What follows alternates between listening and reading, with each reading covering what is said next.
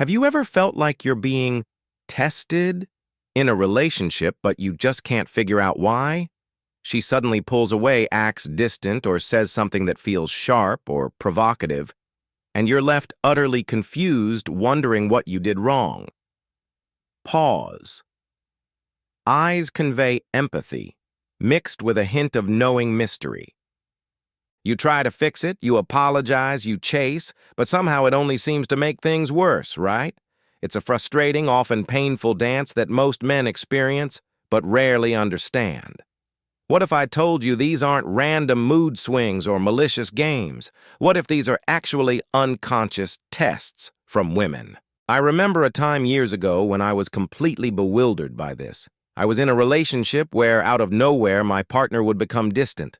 My gut reaction was always to panic. I'd bombard her with texts, beg for clarification, try to logic her back to being warm and affectionate, and every single time it backfired. She'd withdraw further or become even more annoyed. I felt so utterly helpless and confused, like I was constantly failing a test I didn't even know existed, let alone how to pass. It was demoralizing. That feeling of bewilderment, of being truly lost in the relational dynamic, that's exactly what we're going to unravel today. Because once you understand the hidden purpose behind these tests, the entire landscape of your relationships will change. That feeling of bewilderment, of constantly failing a test you didn't even know existed, that's what we're here to unravel today.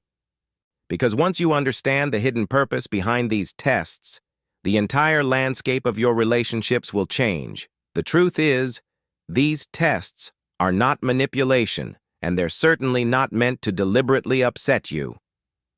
From a Jungian perspective, these are actually invitations, unconscious, and initiations. From the feminine archetype within women, what Carl Jung called the anima. This anima, the feminine principle in a man's unconscious, yearns for wholeness, for balance. And at a deep mythical level, women unconsciously summon a man's masculinity precisely through contradiction, complexity, and even chaos. They poke and prod at your reality not to break you, but to see what you're truly made of. Think of it like an ancient ritual. The feminine throws challenges, creates emotional turbulence, or presents paradoxes, and in doing so, it acts as a mirror reflecting a man's inner state. It's an unconscious way of asking, are you whole? Are you truly grounded? Can you stand firm in the face of my wildness without collapsing? They're seeking evidence of your integrated masculinity, your ability to provide a stable, containing presence. I used to think they were playing games until I understood that it was a much deeper instinctual dance. I used to rationalize it as mind games, feeling resentful and frustrated. But when I delved into Jung, I realized it was far more profound than that. It's a primal dance, a biological intelligence at play, seeking a partner who can meet the depth and complexity of the feminine with equal depth and unwavering strength. It's about verifying if you're merely performing a role or if you possess the genuine fortitude to navigate life's inevitable storms together. It's a search for genuine integrity. So, these tests aren't about manipulation, they're unconscious invitations from the feminine. The crucial next step, then, is to learn how to recognize and navigate these tests to stand firm without flinching. These tests manifest in various subtle yet impactful ways. It could be that she suddenly pulls away or becomes distant, creating a void you feel compelled to fill. It might be a slight criticism or a dismissive comment that seems minor but is actually designed to gauge your reaction, or perhaps a sudden, seemingly illogical shift in her mood, creating a sense of emotional chaos around you. These are not about her trying to be difficult. They are unconscious probes into your internal solidity. The ideal response is not to panic, not to apologize excessively, and certainly not to try and fix the problem with logic or pleading. These reactions only confirm her unconscious suspicion that you lack inner strength. Instead, you must hold your ground, radiating a steadfast presence that conveys your unshakability. Look at her as a force of nature, not a riddle to be solved. See her emotional shifts not as riddles to solve, but as currents in a river. Your job isn't to stop the river, but to be the unmovable bank. I remember a particular incident where this lesson hit home. My partner, after a seemingly pleasant evening, became suddenly quiet and distant. The old me would have instantly started grilling her. "What's wrong? Did I do something? Tell me I can fix it." But this time I paused. I noticed my own rising anxiety, acknowledged it, but chose not to act on it. Instead, I simply said quietly, "I notice you've gone a bit quiet. I'm here if you want to talk, but I'm also comfortable just being here with you." And then I returned to what I was doing, radiating calm confidence. Just a steady gaze, a calm silence can say more than 1,000 apologies. My presence, my centeredness, conveyed far more strength than any apology or attempt to fix her mood ever could have. To my surprise, a few minutes later, she leaned in, took my hand, and actually initiated a deeper conversation about her day. That moment taught me that her emotional shifts weren't about me fixing her. They were about her needing to feel safe enough to simply be in her emotional experience, and my steadfastness provided that safety. This is the essence of masculine strength. So the key isn't to try and fix her, but to stand firm. But why is this so incredibly difficult for so many men?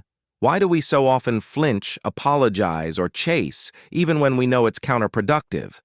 The root of this lies in the unintegrated feminine within masculine insecurity. Many men fail these tests because they are, in essence, possessed by their unconscious, particularly the unintegrated feminine aspect within them, their anima. This isn't about being effeminate.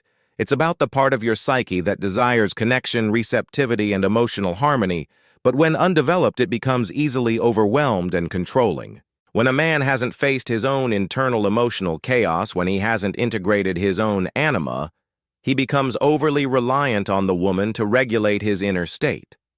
This leads to an obsession with her approval and an absolute panic when she withdraws. He projects his own unacknowledged needs and emotional disarray onto her.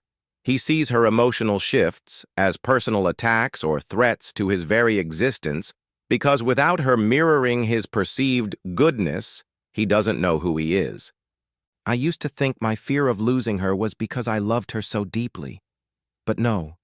The brutal truth was, it was because I didn't know who I was without her gaze. My fear wasn't pure love. It was a desperate need for external validation. Her presence, her smile, her affection.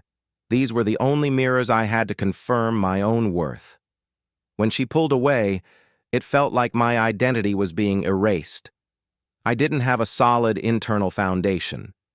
This spiritual dependency, this outsourcing of self-worth is precisely what the feminine unconsciously tests for because it cannot find safety or depth with a man who is not a unified, sovereign entity within himself. This is why men often misinterpret these tests as betrayal. When she withdraws or challenges his unintegrated anima, his inner child screams, "She's leaving me, I'm not good enough." And he reacts from that place of panic and unacknowledged need, inadvertently confirming his own lack of internal fortitude. It's not her betraying him. It's his own psyche collapsing because he hasn't yet done the hard work of truly knowing and integrating himself. The panic that arises when a woman pulls away, the unintegrated feminine within screaming for external validation, this is the crux of the problem. But there's a higher, more evolved masculine response. It's not about control, it's about containment. This is the core of divine masculine strength.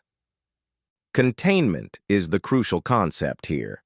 It's the ability to hold emotional chaos, both hers and your own, without flinching, without trying to fix it, without attempting to control it, and most importantly, without fleeing from it.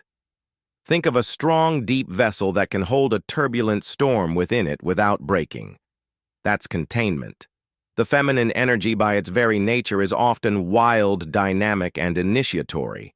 It tests if a man embodies this containment, if he can be a stable anchor in the face of emotional intensity. Your task as a man isn't to soothe her turbulent emotions nor to shut them down. It's to provide a safe space for those emotions to be.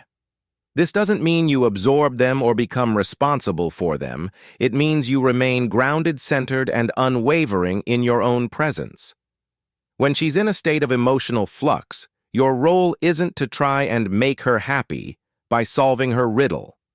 Your role is to demonstrate through your unwavering presence that you will not break, you will not collapse, and you will not abandon her in her emotional process, unlike perhaps others before you.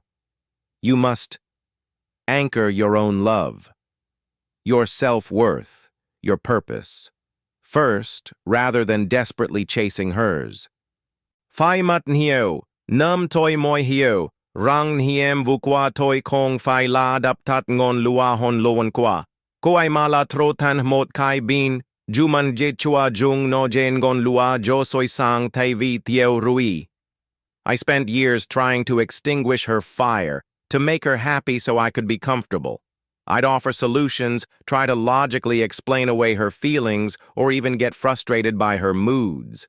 But all that did was make her feel unheard, misunderstood, and more chaotic.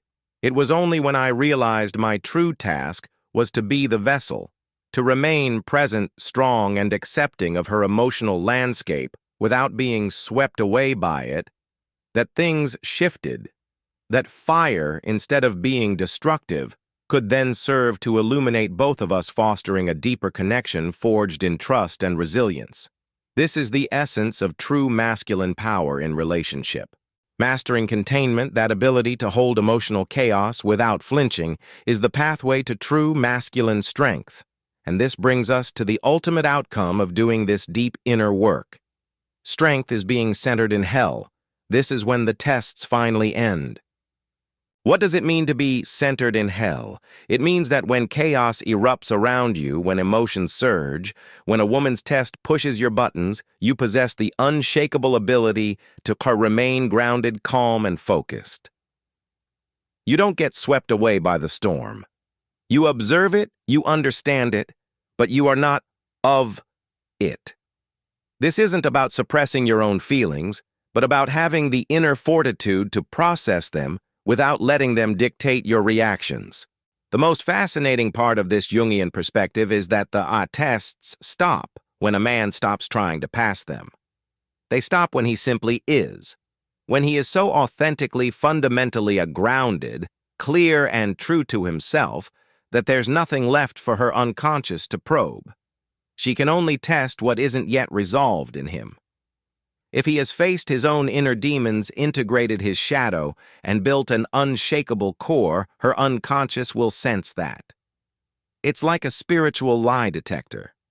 When there's no lie, there's no need for the test. When a man achieves this level of internal sovereignty, he doesn't just react, he becomes the test. His very presence radiates an energy that calls forth authenticity from those around him. His identity no longer hinges on her praise, her affection, or her emotional state. And this is when a miraculous thing happens.